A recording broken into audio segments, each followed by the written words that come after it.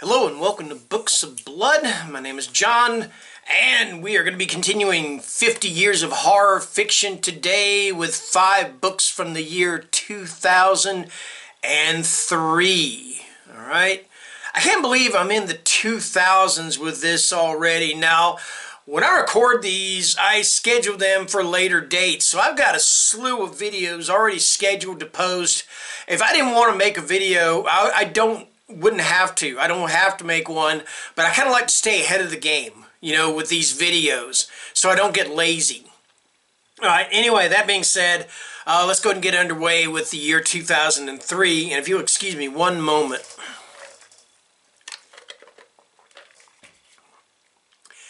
Had just a tickle in my throat. There we go. Alright, first up in 2003, we have got The Rising, and this is by Brian Keene. Since his 2003 debut, Brian Keene's The Rising is one of the best-selling zombie novels of all time. It has been translated into over a dozen languages, inspired the works of other authors and filmmakers, and has become a cultural touchstone for an entire generation of horror fans.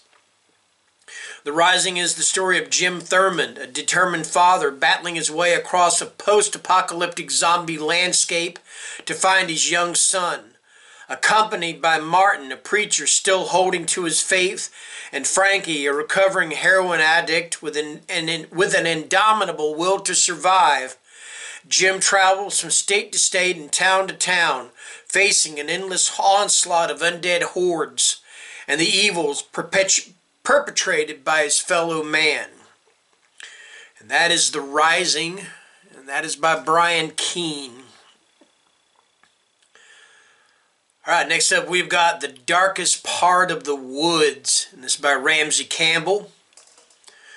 In The Darkest Part of the Woods, Campbell introduces readers to the Price family, whose lives have for decades been snarled with the fate of the ancient forest of Goodman's Wood. It's all big one long word. Here, Dr. Lennox Price discovered a hallucinogenic moss that quickly became the focus of a cult. And though the moss and the trees on which it grew are long gone, it seems as if the whole forest can now affect the minds of visitors. After Lennox is killed trying to return to his beloved wood, his widow seems to see and hear him in the trees. Or is it a dark version of the green man that caresses her with leafy hands? Lennox's grandson heeds a call to lie in his lover's arms in the very heart of the forest, and cannot help but wonder what the fruit of that love will be. And Heather, Lennox's daughter, who turned her back on her father's mysteries and sought sanctuary in the world of facts and history, Goodman's Wood summons her as well. And that is The Darkest Part of the Woods. It's by Ramsey, Campbell. Alright, next up we've got Lost Boy, Lost Girl. It's by Peter Straub. A woman commits suicide for no apparent reason. A week later, her son, beautiful, troubled 15-year-old Mark Underhill, vanishes from the face of the earth. To his uncle, horror novelist Timothy Underhill, Mark's inexplicable absence feels like a second death. After his sister-in-law's funeral, Tim searches his hometown of Millhaven for clues that might help him unravel this mystery of death and disappearance. He soon learns that a pedophilic murderer is on the loose in this vicinity, and that shortly before his mother's suicide, Mark had become obsessed with an abandoned house where he imagined the killer might have taken refuge. No mere empty building, the house on Michigan Street whispers from attic to basement with the echoes of a long-hidden, true-life horror story. And Tim Underhill comes to fear that in investigating its unspeakable history, Mark stumbled across its last and greatest secret, a ghostly lost girl who may have coaxed the needy, suggestible boy into her mysterious domain. And that is Lost Boy, Lost Girl, and it's by Peter Straub. Alright, next up we have got 4 and 20 Blackbirds, and this is by Cherie Priest. Although she was orphaned at birth, Eden Moore is never alone. 3 dead women watch from the shadows, bound to protect her from harm. But in the woods, a gunman waits, convinced that Eden is destined to follow her wicked great-grandfather, and an African magician with the power to curse the living and raise the dead. Now Eden must decipher the secret of the ghostly trio before a new enemy more dangerous than the fanatical assassin destroys what is left of her family.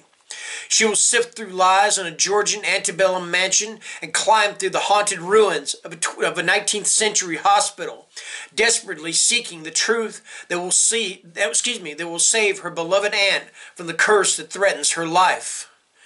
And that is 4 and 20 Blackbirds by Cherie Priest. Alright, next up we have got The She. And this is by Carol Plum-ucci. On a rainy night 8 years ago, Evan Barrett's parents were lost at sea. In horror, he listened to their frantic mayday calls on the ship-to-shore radio, to his mother's cries for mercy, and to the deafening shrieks that answered her back. Now 17, Evan has gone in search of answers to his parents' strange disappearance. The only explanation that makes any sense to him is that they were swallowed up by the She, a legendary sea creature that devours ships.